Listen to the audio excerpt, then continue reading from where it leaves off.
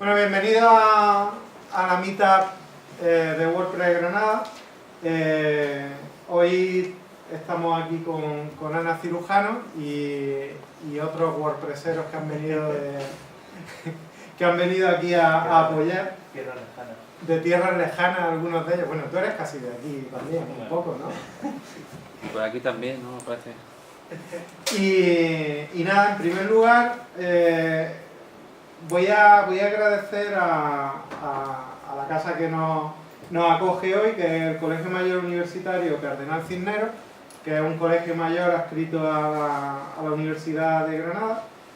Le damos las gracias a su director, a Francisco José García Lozano, y a la Junta de Dirección, a María Victoria Romero, que bueno, nos han facilitado este sitio, que es bastante acogedor y se está a gustito. Esto en invierno hubiera estado muy bien, ¿no? Casi más que ahora, que hace un poquillo más de calor. Y nada, un lugar donde además se hacen charlas bastante interesantes. Ayer estuvo aquí mismo, a esta hora, estuvo Sara Harmon, que es la directora de LinkedIn España y Portugal, en un ciclo de charlas que ha organizado la Universidad de Granada, y dijimos, bueno, pues vamos a superarlo, y nos traemos a Ana. Y nos trajimos a Ana, es que somos así de chulos. Entonces paso a presentar a Ana Cirujano, que es diseñadora gráfica y web, y un dato curioso que a mí me llamó la atención, licenciada en Sociología y estudió Dirección Comercial y Marketing, estudios superiores de Dirección Comercial y Marketing, y lleva 10 años dedicada a... Bueno, no. Estuviste 10 años dedicada al diseño gráfico en la Fundación Universidad de Empresas y se especializó en diseño editorial y employer branding, que ya nos contarás qué es eso. Cuando quieras, cuando quieras. Es la cerveza nos lo cuenta. Luego hizo un máster de diseño y desarrollo web y supongo que te viste ya comprimida y dijiste, yo ya voy por mi cuenta. Efectivamente. Y se encontró con WordPress, previo paso por Joomla, como todos.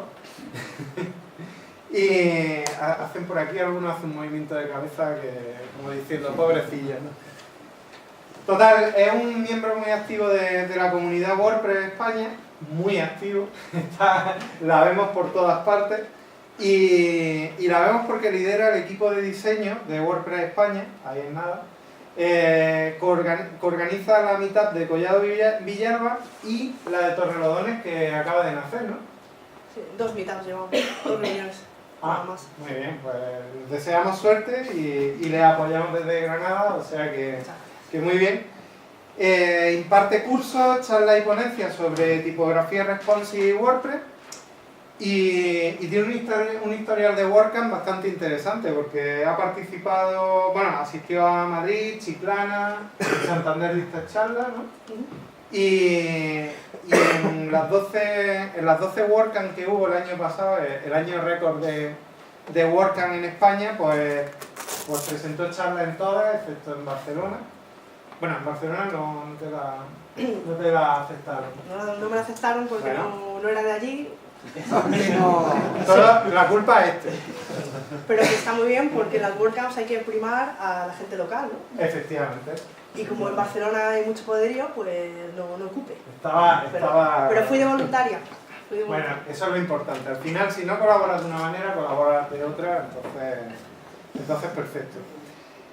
Y en Zaragoza ha estado ya este año dando charlas, y en Las Palmas y en Madrid, que en Madrid la hemos visto este fin de semana. Y ya quien quiera verla, pues va a tener la oportunidad de verla en Berlín también, ¿no? Qué guay, con Fernando Tellado también, que vais los dos representando, ¿no? Sí. A España. Esto un poco como de Eurovisión. Sí, y Valentina Turner, que también es de la comunidad española, aunque sea también. alemana, pero ella vive en Barcelona y también presenta la Se le charla. considera, es fichaje, Sí. fichaje se desnacionaliza y ya está. Muy bien, pues hombre, eso hacen los futbolistas, los nadadores, todo eso, pues para poder presumir. Bueno, pues nada, Ana nos va a hablar de fuentes variables, que es un tema que que se ha convertido ya en embajadora de esa temática y que yo creo que es bastante interesante, así que te paso el micrófono y todo tuyo.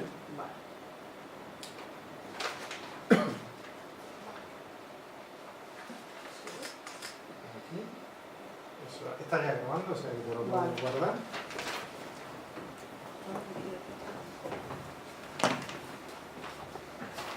Vale, bueno, pues buenas tardes a todos. Muchas gracias por estar aquí. Para mí es todo un honor y un orgullo presentar una charla aquí en Granada, que es una ciudad que me encanta. Tengo mucha familia aquí, he venido a Granada cada año desde que tengo uso de razón, o sea, de toda la vida, en Navidad, en verano, o sea, me encanta mucho Granada. De hecho, bueno, mi primer amor es de Granada, estuvimos 5 años, o sea, que tengo mucha historia con Granada. Así que para mí es un honor y además en esta sala tan solemne, con, no sé, con butacas así de terciopelo y tal, o sea, que estoy encantada. Y después de estas confesiones voy a pasar a hablar de diseño. Me gustaría saber un poco el perfil que tenéis, para decir como ya sabéis o no, ¿no? Para saber un poco, hacerme la idea de los conocimientos que podéis tener de diseño, de desarrollo, de CSS. Entonces, ¿cuántos desarrolladores hay aquí? Pues levanta un poco más la mano, que os veo ahí un poco dormidos. Vale, vale, muy bien. ¿Diseñadores, gráficos? ¿Solo gráficos, nada de web? Vale, o sea, diseñadores web. ¿Sois diseñadores web? Vale, vale. No, pero que podría ser alguien que... Sí, gráfico no va. Pero no. Vale. ¿Usuarios de WordPress? Bueno. Solo usuarios de WordPress que no sean desarrolladores ni diseñadores. Vale, vale, alguno hay. Vale. ¿Y los que no habéis levantado la mano? Son tímidos. Son tímidos. No, hacen algo, comunicación y ¿Maquetadores? Bueno, maquetadores sí. Vale, porque cuando digo desarrolladores también entra maquetadores, aunque no debería, pero bueno, sí. No, sí, de desarrollo, no, pero porque para mí lo que me interesa de la parte del desarrollo es el CSS, que cuando saque aquí el código, ¿de qué lado eres? pues todos, por lo que he visto, todos vais a entenderlo todo, o sea que no me tengo que detener en decir esto es una propiedad, este es el valor, este es el selector, no, simplemente decir esto es lo que hay que poner, para no aburrirnos. Solo eso. Vale, genial, pues estupendo, pues muchas gracias. Vale, un poco de historia.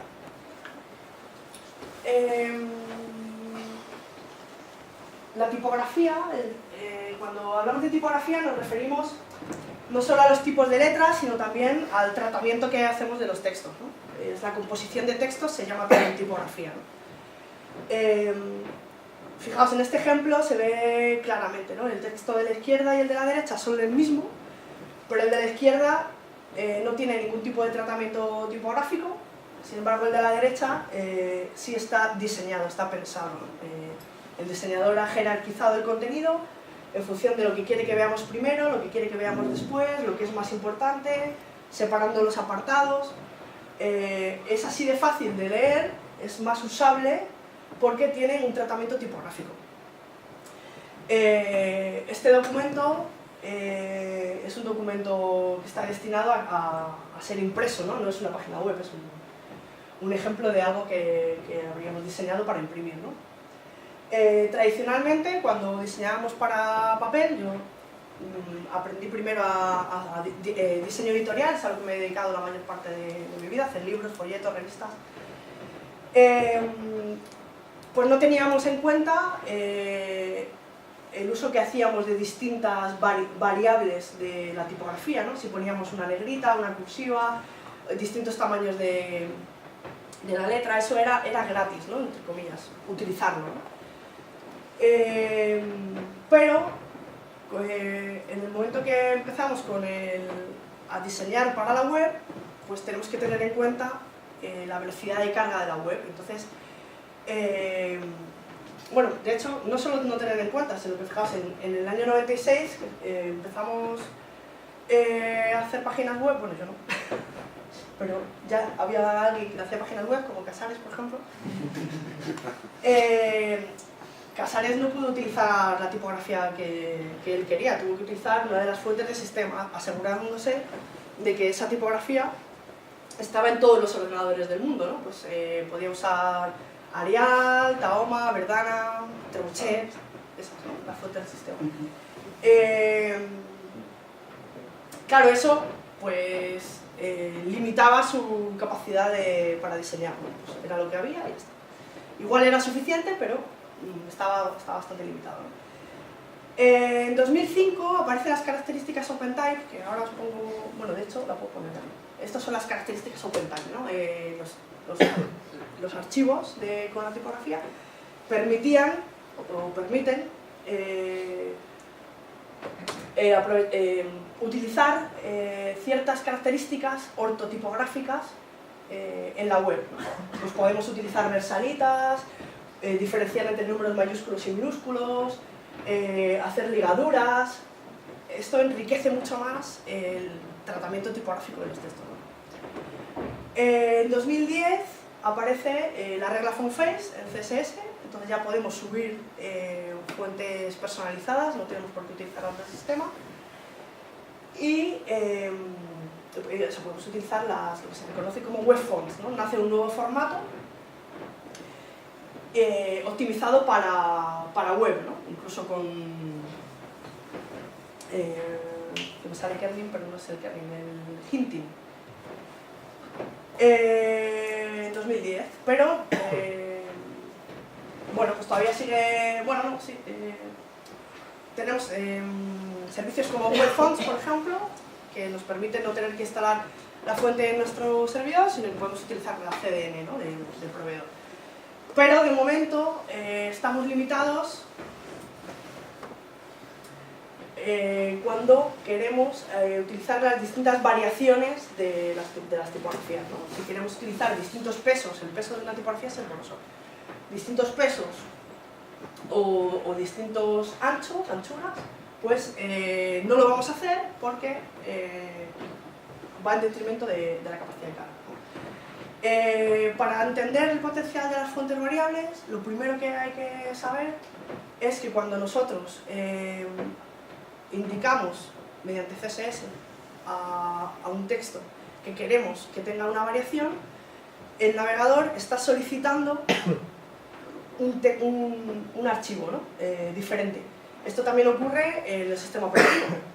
Cuando utilizamos el procesador de textos, el Word, cuando seleccionamos negrita, el sistema lo que hace es llamar al archivo para negrita, ¿no?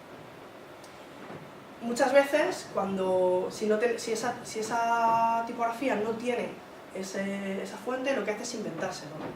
Pero ahora veremos con un ejemplo visual lo que ocurriría. Pero si la tipografía que estamos utilizando, como en este caso Futura, es tan completa, es una familia tan completa como para tener todas estas variaciones, pues sí que llamaríamos a ese archivo en concreto, que tenga esa variación. Entonces en la web, si utilizamos en un documento distintas variaciones para jerarquizar mejor, incluso para poder hacer variaciones en función del dispositivo, ¿no? Variaciones responsive, pues estaríamos, fijados, pues ya haciendo un montón de peticiones, ¿no? Esto es lo que todo el potencial de las fuentes variables es esto. ¿Qué ocurre? Que se juntan en 2016 estos monstruos, Microsoft, Google, Apple y Adobe, y no crean un nuevo formato, sigue siendo OpenType, el OpenType que ya conocíamos, pero crean nuevas tablas que permiten añadir esas variaciones a un solo formato de archivo, por lo cual, de tener todos estos archivos para las distintas variaciones, pasamos a tener un solo archivo. Este es todo el potencial, ¿vale? Entonces, ¿qué es una fuente variable? ¿Qué es una fuente? Porque una fuente no es sinónimo de tipografía. Cuando hablamos de tipografía, hablamos de Futura, por ejemplo, y la fuente es el archivo que utilizamos. ¿De dónde viene la palabra fuente? Pues es una mala traducción del francés. Realmente se refiere a fundición. Viene de cuando se utilizaban los tipos de plomo para imprimir. Esto se llama funciones. Sabéis que se componían pues, palabra por palabra, letra por letra, y se ponían en las cajas, ¿no? De ahí viene lo de las cajas de texto, viene de aquí, de cuando se usaban las cajas. Y cada una de estas variaciones son las fuentes, es decir, el nombre de la tipografía más la variación, porque fijaos, físicamente cada letra es una pieza distinta, ¿no? Por eso se ponían en cajones diferentes. Esto es a lo que llamamos fundiciones. Esto es una fundición, esto es otra, esto es otra.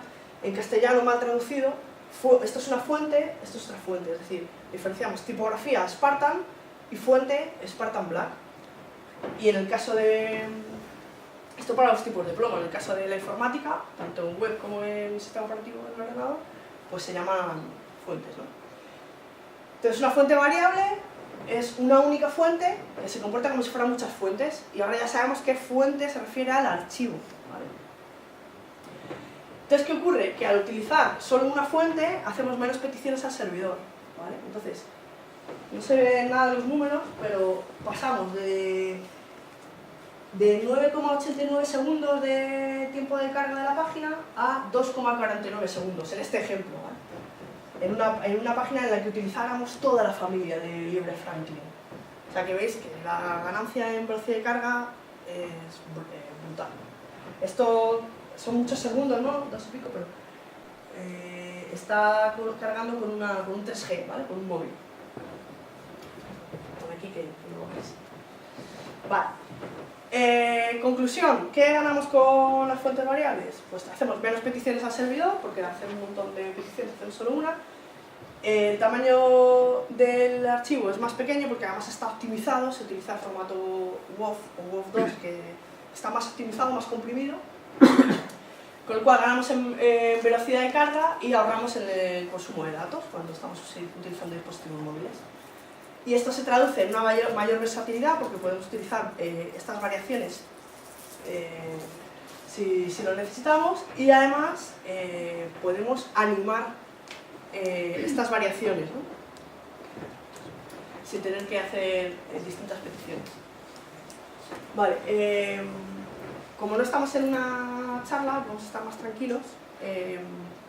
Hasta aquí, ¿qué tal vais? ¿Se entiende bien, no? ¿Tienes alguna pregunta? De momento no. Vale, sigo. Vale, entonces, las fuentes variables tienen ejes, ahora vamos a ver lo que son. Tienen 5 ejes predeterminados o reservados y infinitos ejes personalizados, ¿no? Entonces vamos a ver uno a uno estos 5 ejes, ¿no? El peso, la anchura, el peso óptico, la inclinación y la cursiva. Vale, el peso de una tipografía, como adelantaba antes, es el grosor de la tipografía, ¿no?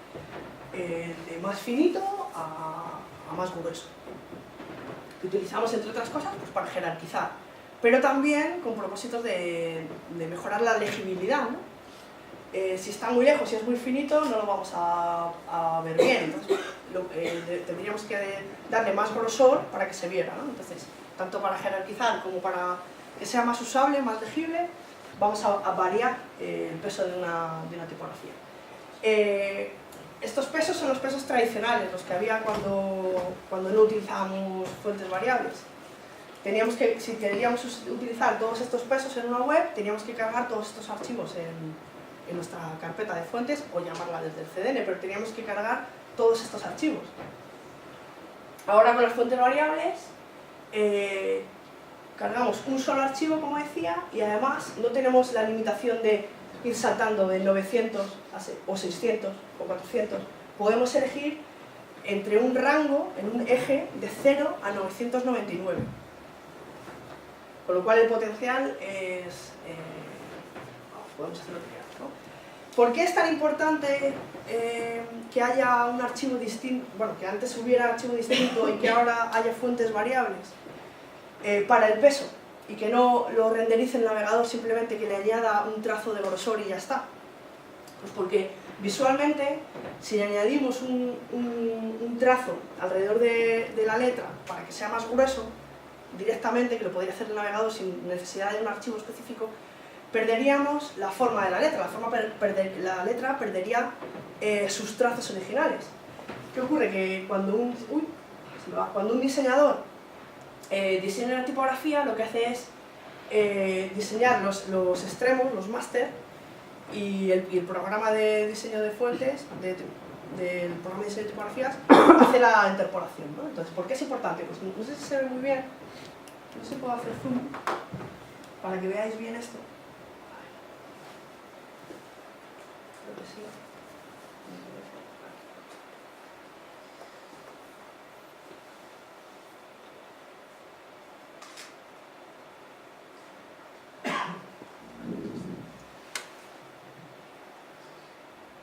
Vale, bueno, está un poco pixelado así, pero bueno.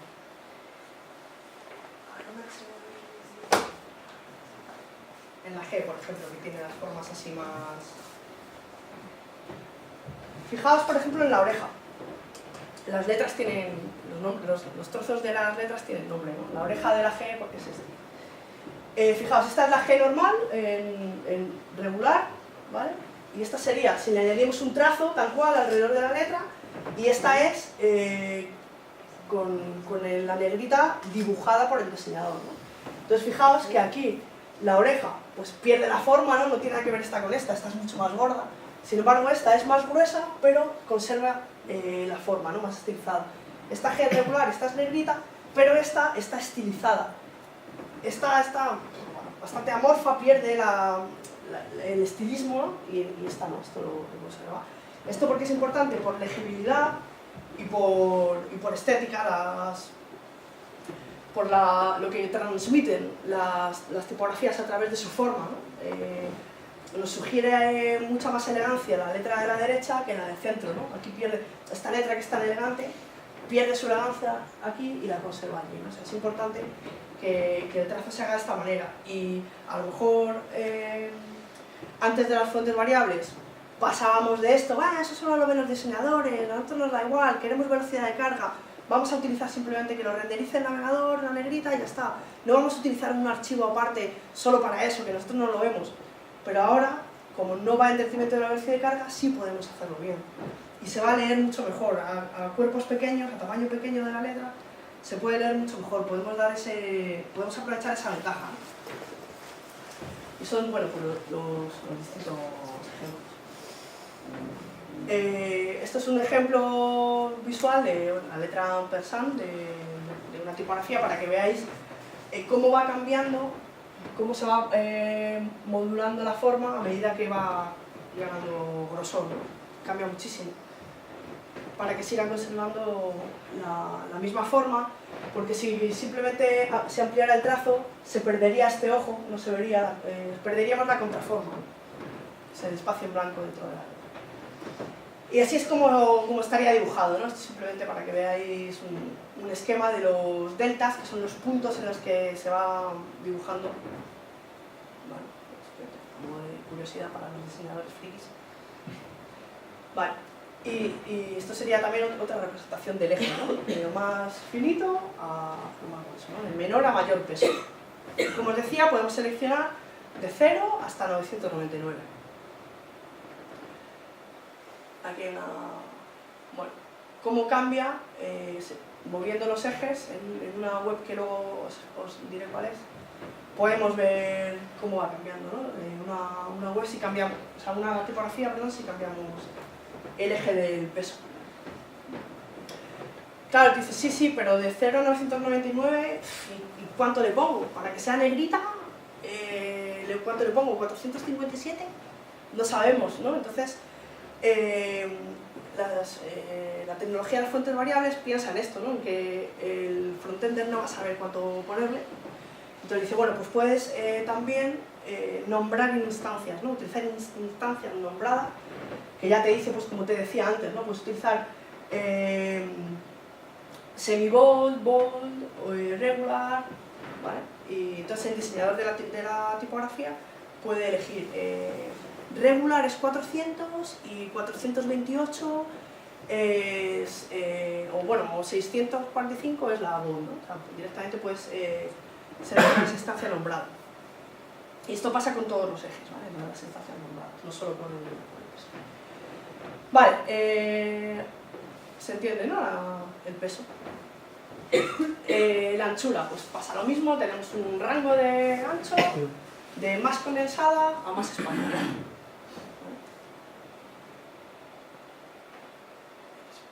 Ejemplo de cómo va cambiando, ¿no? Luego veremos una aplicación práctica de la variación de este eje. El tamaño óptico es algo muy interesante que no todas las tipografías tenían esto, pero se utilizaba mucho antiguamente, ¿no? Cuando en la imprenta se utilizaban los tipos de plomo. Normalmente en los tamaños pues tenemos los distintos, se utiliza una escala, ¿no? Tenemos pues, el tamaño 6, el 7, el 8, el 9, el 10, el 12, el 14, el 16, 18, 24, 36. Y cada uno de esos tamaños no es simplemente una reproducción a escala del anterior, sino que además, cuando cambiamos cuando el diseñador de la tipografía hacía un tamaño distinto, también variaba un poco la forma para que se viera mejor. Porque hay letras que puedes poner, que pueden tener mucho adorno cuando son muy grandes, porque las vamos a ver, porque tiene mucho espacio en blanco, ¿no? La contraforma. Pero a tamaños pequeñitos tenía que cambiar la forma, porque si no se emplastaba, ¿no? Se perdía el espacio en blanco. Entonces, cuando cambiaba el tamaño, no se hacía la escala, sino que se hacían estas variaciones, ¿no? De tamaño óptico. Fijaos, esta es una C muy grande, de 72 puntos. Esto de cuando se imprimía con tipos de plomo, ¿vale? Para que lo entendamos. Y esta es la misma letra C, pero a 6 puntos. ¿Ves que aquí pierde muchísimo la forma? Está hecha zoom, ¿no? Pierde muchísimo la forma, los trazos no tienen tanta modulación, es mucho más gordito, ¿no? Por todos los lados, no tiene tanta variación, porque no se vería, es tan pequeño que si utilizáramos esto, pero pequeñito, esto no se imprimiría, no se vería nada, y se perdería la legibilidad.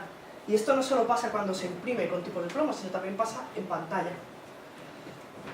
Y con las fuentes variables aprovechamos esto también. Esto es otro ejemplo de cómo cambia, ¿no? Veis que aquí tiene muchísima variación, ¿no? De este grosor a este, y aquí, como es tan pequeñito, pues no, tiene menos variación para que se vea bien, porque si no, a ese punto no se vería bien. ¿Vale? Otro ejemplo más del tamaño óptico. La presentación la voy a compartir y cada página es un PDF. Cada página tiene enlaces para que veáis más, ¿no? Para que consultéis las fuentes. Fuentes ahora me refiero a la bibliografía. Vale, otro ejemplo más. ¿Veis? Aquí se nota muchísimo, ¿no? Como aquí está súper estilizada y aquí no. ¿Por qué? Porque ese tamaño no se veía. Vale, y esto, bueno, pues cambiándole el tamaño óptico, como vale. Los otros dos últimos ejes predeterminados son la cursiva y la inclinación, ¿no? Hay que diferenciar entre una fuente inclinada y una fuente cursiva. Veis que no es solo que esté inclinada, sino que también tiene formas distintas, ¿no? Se ve mucho en la A. La A no tiene nada que ver, esto es una cursiva, esto no. Esto es una A inclinada. Entonces, si queremos darle un sentido de cursiva, ¿no? De las reglas ortográficas de cursiva, tenemos que utilizar la fuente cursiva. Si simplemente queremos inclinarlo para poner regreso al futuro, pues podemos utilizar la otra fuente. O sea, esto no es ortográfico y esto sí. Y veis que cambia bastante, ¿no? La P también. Esto es una P cursiva. Y luego, las fuentes variables nos dan la posibilidad de inventarnos cualquier tipo de eje. ¿Vale? Bueno, esto es una representación de los ejes, ¿vale? Sí, bueno, nada, simplemente la representación de los ejes. No tengo nada que decir sobre esto. La representación en el espacio de cómo van cambiando los ejes. Lo he recogido, pero no, sin más. Vale, ¿cómo funcionan las fuentes variables?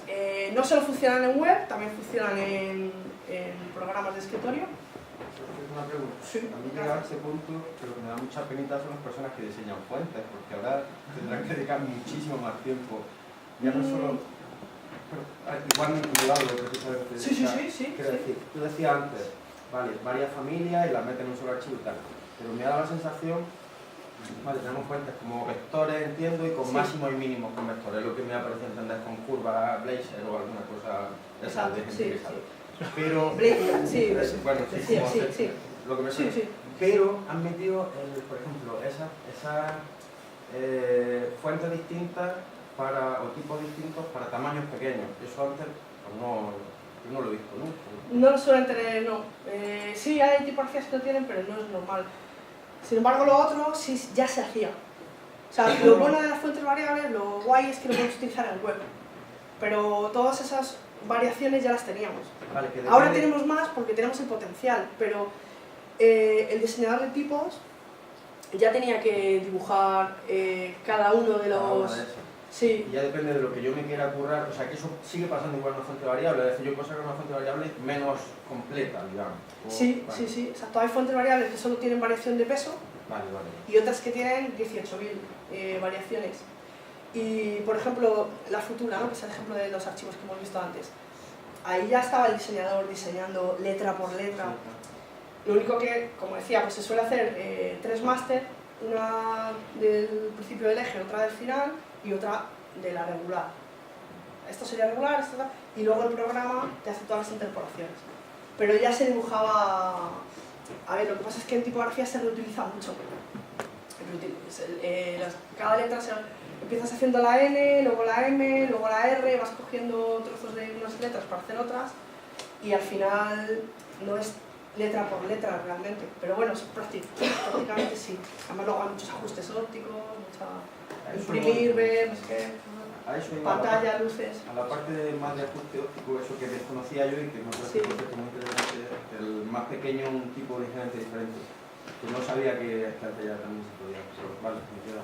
Sí, sí, sí se podía, lo que pasaba es que en el ordenador te da igual que estés usando, te da igual usar 60 archivos, bueno, 60, Sí, ya. los que sea, pero en web no, y ahora sí se puede. Además, claro, les interesaba tanto a Microsoft, Adobe, Apple, etc., porque ellos tienen servidores, entonces quieren reducir a toda costa el consumo, ¿no? de servidor. Entonces, el potencial es tan grande, además, fijaos que nació en 2016 y ya está, vamos a ver que es compatible todo el navegador. Bueno, estoy adelantando la charla.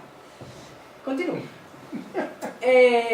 Se puede utilizar en Illustrator, en Photoshop y en Design, todavía no, pero están a puntito. Ya estaban anunciando que iba a salir las siguientes actualizaciones.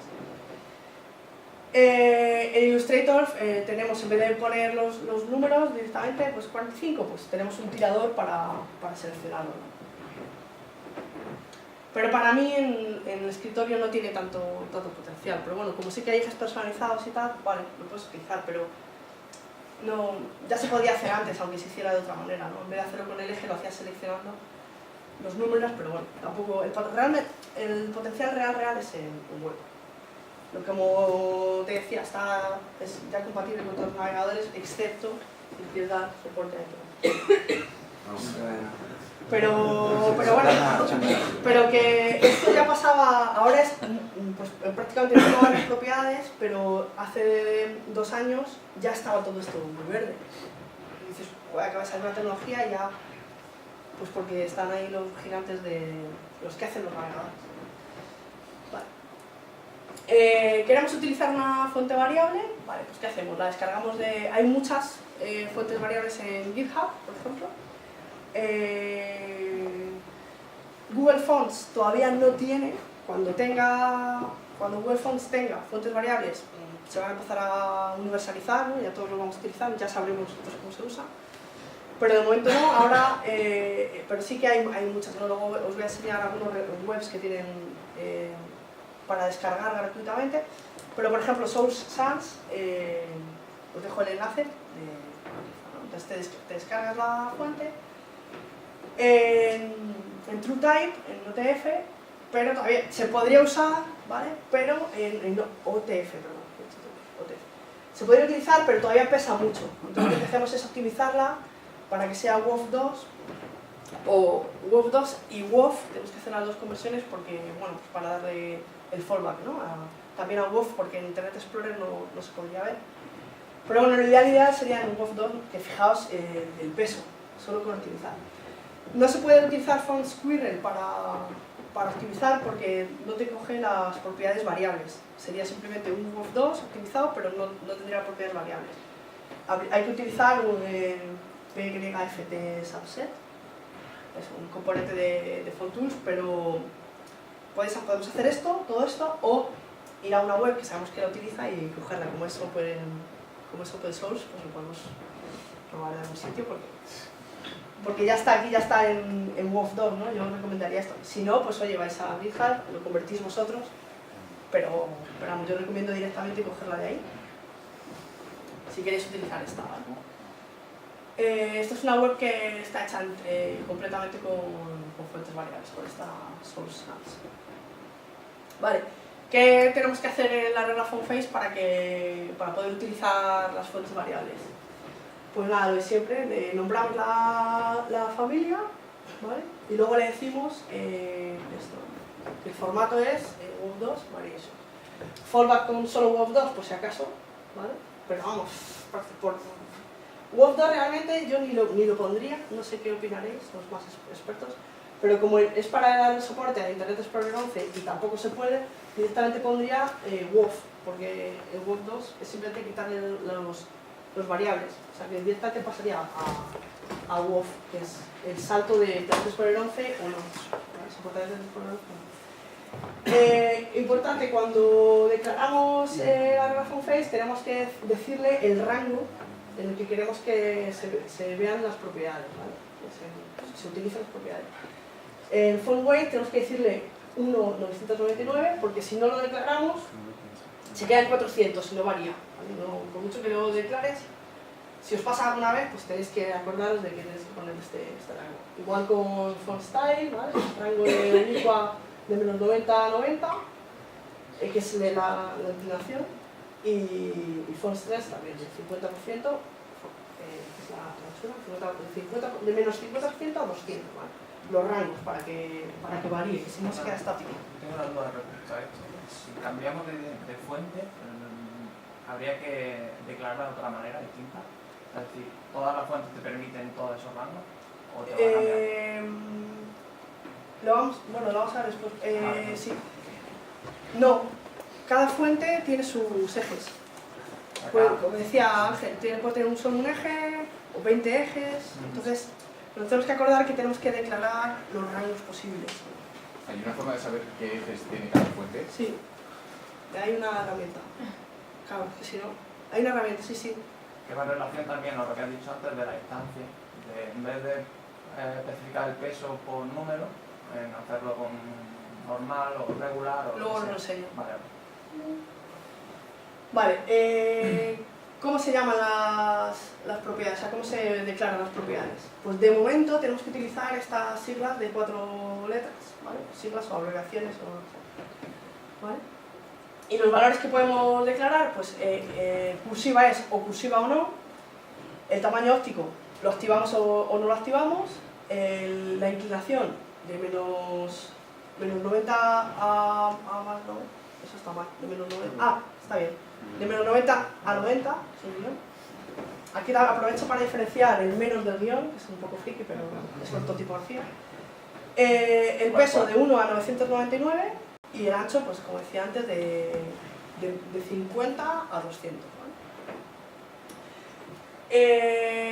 Y luego, bueno, pues se declara así. Se puede declarar de las dos maneras, o poniéndolo así, directamente, como abreviado, o ir declarando uno a otro. Esto pasa con todas las propiedades de CSS, entonces decir así todas seguidas o poner uno a otro. Vale. Y en el futuro se podrá utilizar directamente algo mucho más usable para el que está declarando el CSS. Se puede decir font style, no habrá que decir lo de esto, ¿no? Y tal.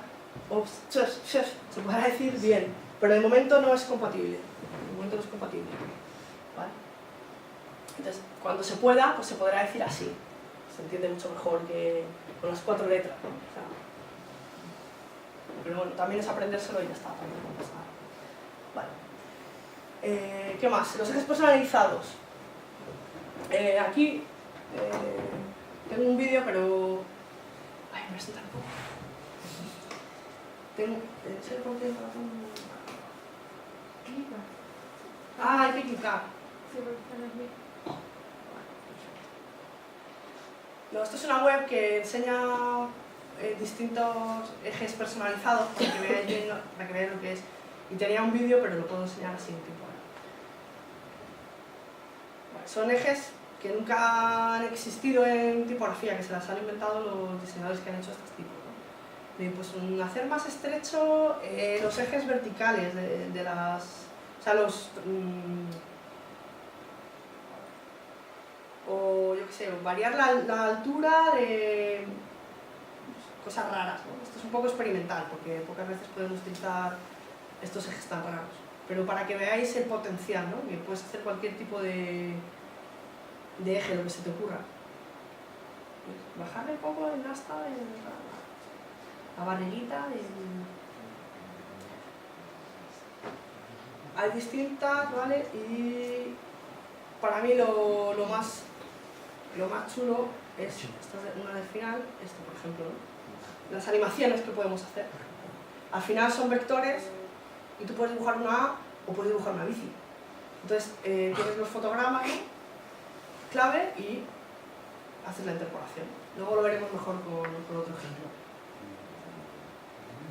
Esto es una letra y animada con CSS. Es que es súper rápido.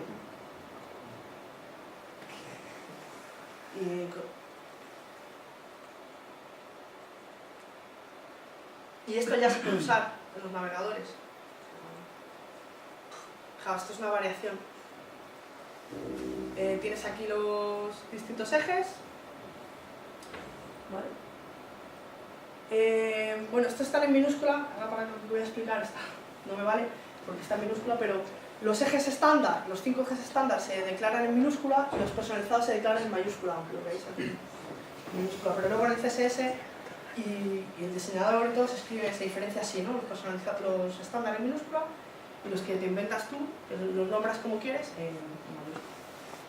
Vale, bueno, cosas así raras, para que veáis que al final son vectores y puedes dibujar y animarlo como tú quieras, ¿no? Vale, vuelvo a la presentación. Vale, esto es un ejemplo de una fuente variable que tiene un montón de ejes personalizados, ¿no? Aquí ves las variaciones. Es que no sabes ni cómo llamarlo, ¿no? Pinchitos, ¿no? Y lo que me preguntabais antes, hay que declarar todos los ejes, aunque sea 0, ¿vale? Porque si no, cuando son ejes personalizados, ¿vale? No en la regla FontFace, sino directamente cuando estamos declarando un eje, tenemos que decir todos los ejes que tiene la fuente porque es así, porque si no, no va, ¿vale? Entonces declaramos todos. Y si no lo queremos mover, le ponemos 0, ¿vale? Porque si no, no es que no vaya, es que se va a ir al estándar, que a lo mejor son 400. Y tú no quieres 400, quieres 0. ¿Vale? Entonces declaramos todos y para esto necesitamos saber cuáles son. Ahora os diré.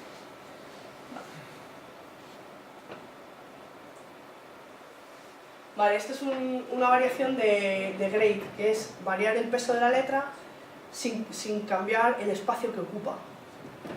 Esto es solo para la legibilidad, para que se lea mejor. Ahora veremos un ejemplo también. Vale, ejemplos de uso. Por ejemplo, en una web de noticias podemos cambiar el tipo de letra en función de si la noticia es alegre o es triste. Poner una tipografía más seria cuando estás hablando de un crimen y una tipografía más agradable o más divertida cuando estás hablando de cosas de niños y tal. Aunque sea...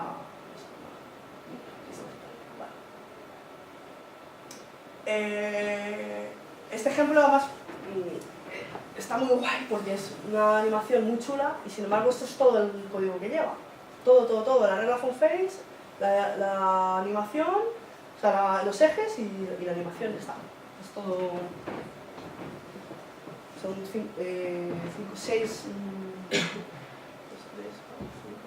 7 declaraciones nada más de CSS y estamos animando un caballo. Bueno, esto es muy guay porque tiene incluso una versión con color fonts. Esta sería la normal en negro, ¿vale? La que ya habéis visto, una normal.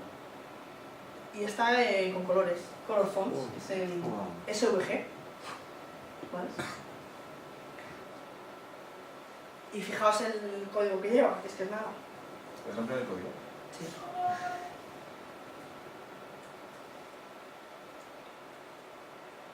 Simplemente te traes la fuente, le dices que vaya de 0 a 15, tiene 15 fotogramas este caballo, bueno creo que son 16, aquí hemos puesto solo 15, y ya está, y la animación la ha llamado galopar, y ya está, y que dure esos segundos, o sea, pues es que ya está, no tiene más.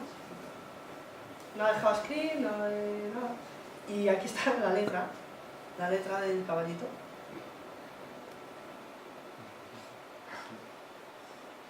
Con una sola letra, cambiando. Esta es una letra, claro, pero está variando. Yo te iba a hacer una crítica hace un momento de esto, pero ya mejor eso me callo. Mira. No, que muchas veces usamos... Mira, esto es una Ya, letra. lo acabo de entender ahora mismo. Entonces tú dices, joder, ¿cómo se lo ha currado el diseñador? Bueno, Sí, ya. sí, ha dibujado el caballo. Te iba a decir, a veces tenemos un martillo y lo hacemos todo con un martillo, ¿no? Pues eso ya se podía hacer con SVG y tal, pero con lo de la letra... Pero es que esto pesa menos. Ya, sí, Es que pesa, es que es más... Y el SVG tiene problemas también, Sí, más sí, problemas sí. que las fuentes, creo, de seguridad, ¿no? Esto es más guay.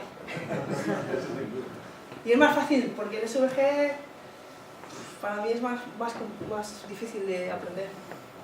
Y esto es más fácil. Entonces esto pues tienes 16 fotogramas y ya está. Este es el archivo abierto con el programa de diseño de fuentes. Con GIFs. Vale, esto es una color font con variaciones igual que el caballo. Un ejemplo de uso. Pues, vale, otro ejemplo de uso, pues que cuando pases el ratón haga una variación, ¿no? Animada. Y esto que si lo tuvieras que hacer ahora, a lo mejor lo podrías hacer igual, bueno, cambiando el tamaño y tal, pero dirías, mira, no me voy a meter aquí 18 líneas de CSS para hacer esta chorrada. Pero es que ahora puedes hacer estas chorradas porque no va en detrimento de la carga de la página. Este es un ejemplo también que lo podemos ver.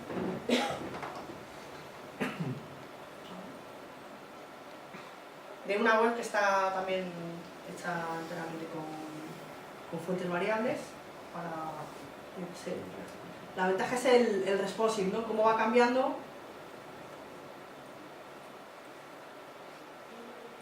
No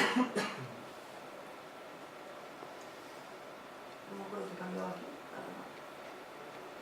Imagino que el peso...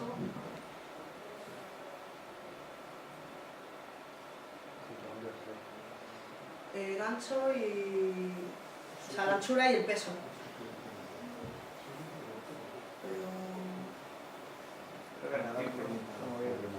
Sí, ¿no? Se aprecia poco, pero... No sé qué parte que cambia. Vale. Bueno, lo veis en vuestras casas. Vale, otro ejemplo. Este sí que sé que cambia el ancho. La anchura, vamos. Cuando tenemos espacio en el escritorio, podemos utilizar una tipografía más expandida. Y para móviles, pues utilizamos una más condensada. De esta manera tenemos más palabras por línea, entonces la legibilidad es mejor. Porque muchas veces en los móviles tenemos solo espacio para 3 o 4 palabras y al final tenemos que cambiar tanto de renglón que la lectura es peor. Y además, al caber más palabras o más caracteres por línea, tenemos una masa más uniforme, ¿no? No tendremos esos huecos que se dejan cuando las palabras son muy largas. O sea que el hecho de que sea condensada ayuda para la legibilidad en dispositivos móviles con pantallas estrechas.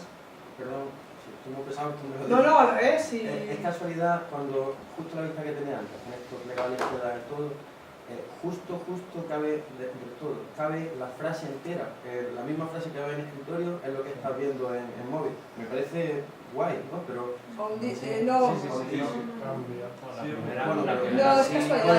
Casi, ¿no? Vale. A ver, se le ha podido currar, pero claro, ¿qué móvil es este? O sea, Claro, no exactamente. no, responsive no es un tamaño.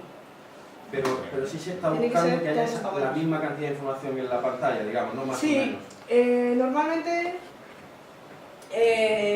se suelen poner unos 60-65, dependiendo de la tipografía, ¿vale? 60-65 caracteres, para que sea una lectura cómoda. Un poco más, un poco menos, dependiendo. Entonces, tanto en uno como en otro, pues que tenga número de caracteres suficiente.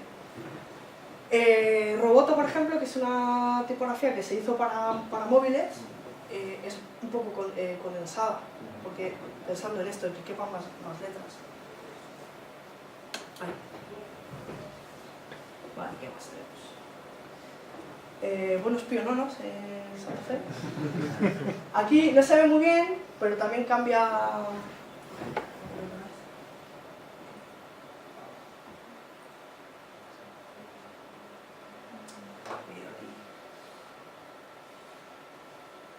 Esto ya se empieza a introducir el hardware, que esto os puede dar alguna idea. Que cambia la tipografía, varía a medida que te acercas o te alejas del dispositivo. Claro, aquí ya se te empieza a ir la olla. No sé por qué no se me activa. Como puedes saber a qué distancia está el usuario, se puede, ¿no? Con un sensor. Pues puedes hacer una variación que funcione en función de la distancia.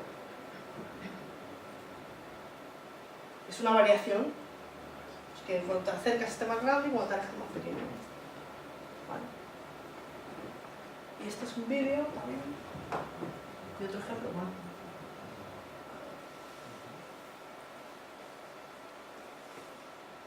He hecho clic.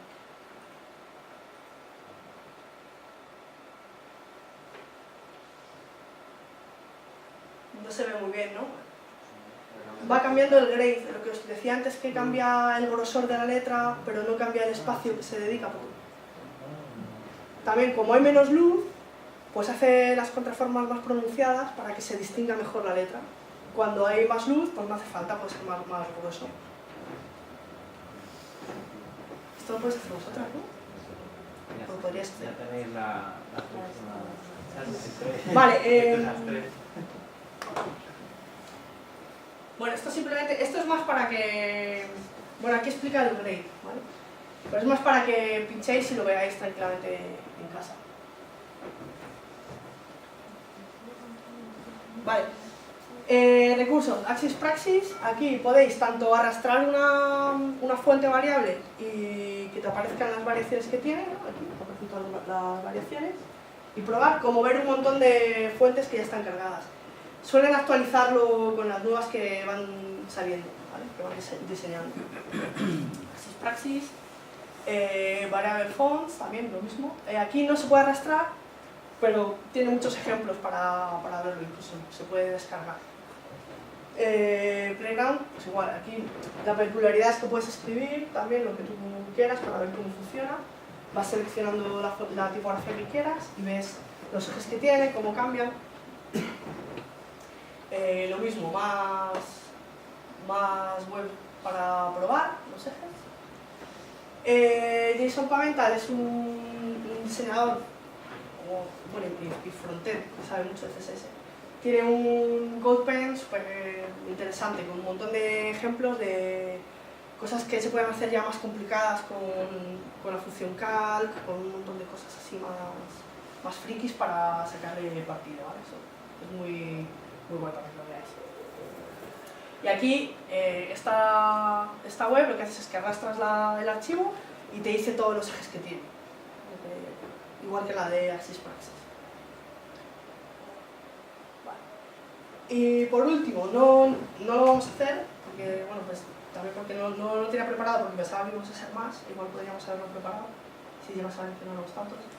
Pero simplemente para que... es un tutorial que tiene Glyphs. Glyphs es un programa para hacer tipografías, para que veáis un poco que no es tan complicado, que lo complicado de diseñar una tipografía es saber dibujar los trazos y que la letra sea legible, pero realmente hacer una fuente variable que tenga cualquier otra forma, como la del caballo, es utilizar un vector o una variación de vectores.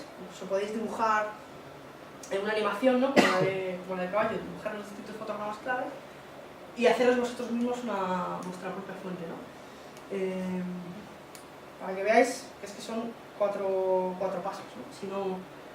Si no dibujáis. Nombráis el eje que queráis, ¿vale?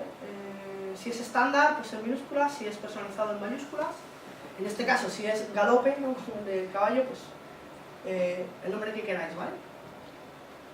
Lo nombráis, entonces decís los máster que va a tener, los extremos del eje, o sea, va a ir del rango, ¿no? Va a ir de aquí a aquí, y el estándar es este, ¿no?